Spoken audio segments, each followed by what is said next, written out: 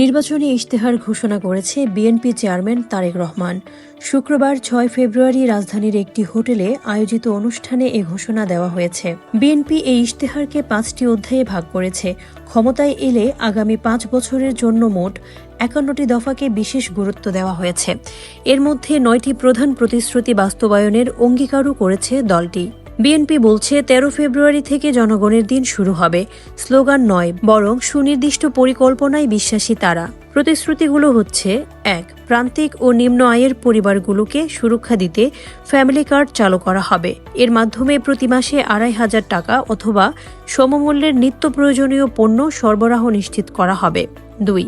কৃষকদের ফসলের ন্যায্য মূল্য নিশ্চিত করতে কৃষক কার্ড প্রবর্তন করা হবে। ৩. দুর্নীতিমুক্ত ও মানবিক স্বাস্থ্য ব্যবস্থা গড়তে সারা দেশে ১ লাখ নতুন স্বাস্থ্যকর্মী নিয়োগ দেওয়া হবে। বাস্তব দক্ষতা ও মূল্যবোধ ভিত্তিক নতুন শিক্ষানীতি প্রণয়ন করা হবে। প্রাথমিক শিক্ষায় সর্বোচ্চ গুরুত্ব দিয়ে শিক্ষক শিক্ষার্থীদের প্রযুক্তি সহায়তা এবং মিড ডে মিল বা দুপুরের খাবার চালু করা হবে। ৫. তরুণদের কর্মসংস্থান সৃষ্টিতে কারিগরি ও ভাষা দক্ষতা উন্নয়ন, স্টার্টআপ সহায়তা এবং বৈশ্বিক ই-কমার্স প্ল্যাটফর্মে যুক্ত হওয়ার সুযোগ তৈরি করা হবে। মেধাভিত্তিক সরকারি নিয়োগ নিশ্চিত করার প্রতিশ্রুতিও দেওয়া হয়েছে। ৬. খেলাধুলাকে পেশা ও জীবিকার মাধ্যম হিসেবে গড়ে তুলতে জেলা উপজেলা পর্যায়ে আধুনিক ক্রীড়া অবকাঠামো ও প্রশিক্ষণ সুবিধা বাড়ানো হবে।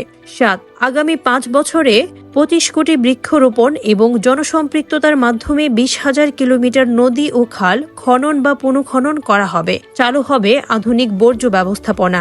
৮. ধর্মীয় ও সামাজিক সম্প্রীতি রক্ষায় সব ধর্মের উপাসনালয়ের ধর্মীয় নেতাদের জন্য সম্মানী ও প্রশিক্ষণ ভিত্তিক কল্যাণ ব্যবস্থা চালু করা হবে। ৯. আন্তর্জাতিক পেমেন্ট গেটওয়ে পেপাল চালু করা হবে।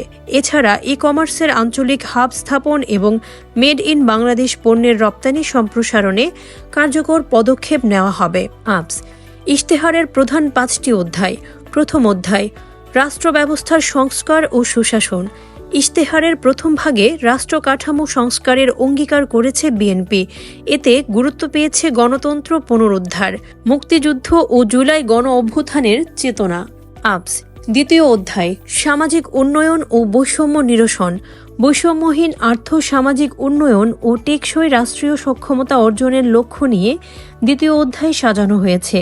এতে দারিদ্র্য নিরসন, সামাজিক সুরক্ষা, নারীর ক্ষমতায়ন এবং কৃষি ও কৃষকের উন্নয়নে বিশেষ পরিকল্পনার কথা বলা হয়েছে। তৃতীয় অধ্যায়, ভঙ্গুর অর্থনীতি পুনর্গঠন ও $1 ট্রিলিয়ন লক্ষ্য। তৃতীয় ভাগে স্থান পেয়েছে দেশের বর্তমান অর্থনৈতিক পরিস্থিতি বিবেচনায় অর্থনীতি পুনর্গঠন। বিএনপি বলছে ক্ষমতায় গেলে তারা অর্থনীতির গণতন্ত্রায়ন করবে এবং দেশকে $1 ট্রিলিয়ন অর্থনীতির দিকে নিয়ে যাবে। চতুর্থ অধ্যায়, অঞ্চলভিত্তিক সুষম উন্নয়ন ও পরিকল্পিত নগর। আঞ্চলিক বৈষম্য দূর করতে চতুর্থ অধ্যায়ে বিশেষ পরিকল্পনা রাখা হয়েছে।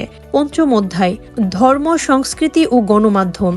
ইশতেহারের এই ভাগে ধর্মীয় সম্প্রীতি রক্ষা এবং পাহাড় ও সমতলের ক্ষুদ্র নৃগোষ্ঠীর অধিকার সুরক্ষার অঙ্গীকার করা হয়েছে।